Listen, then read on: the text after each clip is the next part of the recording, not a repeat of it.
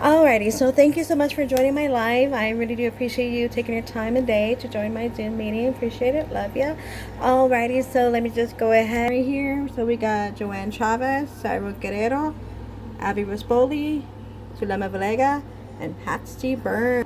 Alrighty, so hi. So thank you so much for coming and join my live here. And then I just want to be able to share my information with y'all, what I could be able to share for y'all, my informative information for this video. So let's go to start. Alright. So imagine being told that you can only learn and succeed if you stop using your natural language of talking. For many deaf people, this usually sometimes is still true up until this day, unfortunately. But today, that's what we're going to be able to go over and explore some tough journey for the deaf education from its early on focus on oralism and for the modern exceptions of bilingual and bicultural method. So we will see how much they have approach of being that's made so big and so different. So as for that, because of my interest, it's personal, my interest, because the fact that I was never encouraged to learn sign language while growing up, as for me being a hard of hearing person, I had to blend in, I had to talk. That's how growing up is. But after I had my second son, he was diagnosed with hard of hearing like me. He has to wear hearing aids. And my first automatic reaction was, oh my God, he needs to talk, he needs to blend in. I was thinking of all these things that what I have to do to make sure that he's able to speak, to blend in. Well, one day my husband had came home and he goes, you know what? What about ASL? What about School for the Deaf? And he kind of just made his point about it, and it just got me thinking, okay, so what if he did learn ASL and speak English? How many people he would actually help? And I am proud to say that he is bilingual. He is actually the first generation in my family to be able to know both languages, and it's truly helped me understand the deaf education that I was able to see my son develop both languages. Alrighty, so for a long time, oralism was the main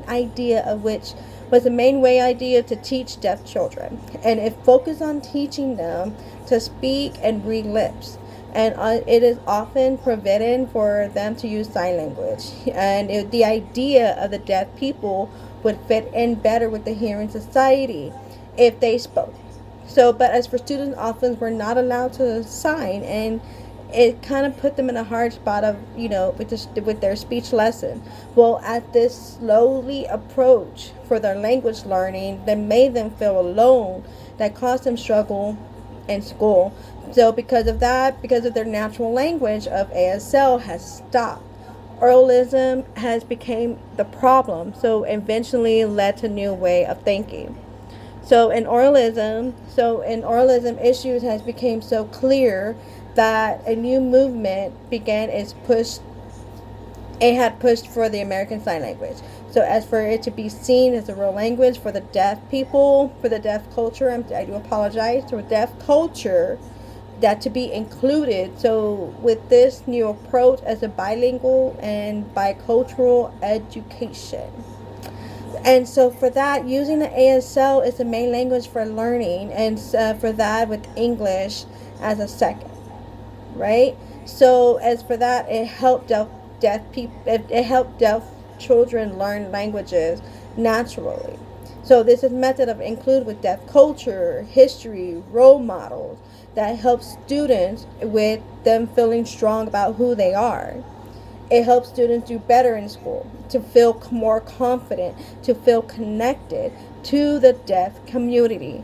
So that is the big difference between oralism and the two languages of the two culture comes from the main idea of leading to a very different results. All right. So oralism has saw the deaf as a problem to be fixed. With the two languages, that the two culture has a way of seeing it as a different way of to speak about it and to living, and that would be celebrated. Oralism was most often for students that didn't learn English. They they didn't learn English well and or struggled. They had struggled with two languages, two cultural, that would help them to build a strong language skills in both of ASL and English.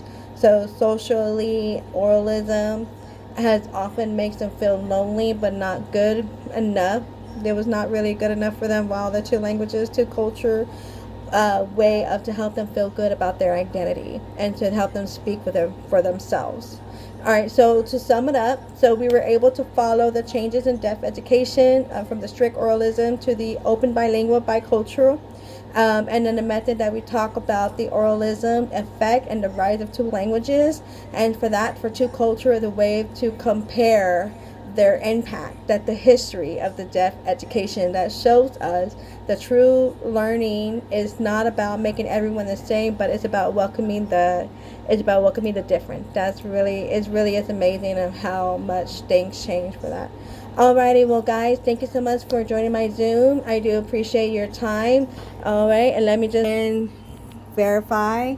Joanne Chavez, Cyril Guerrero, Abby Raspoli, Selema Valega, Passy Burns. Thank you so much for joining my live. I appreciate it. Bye-bye.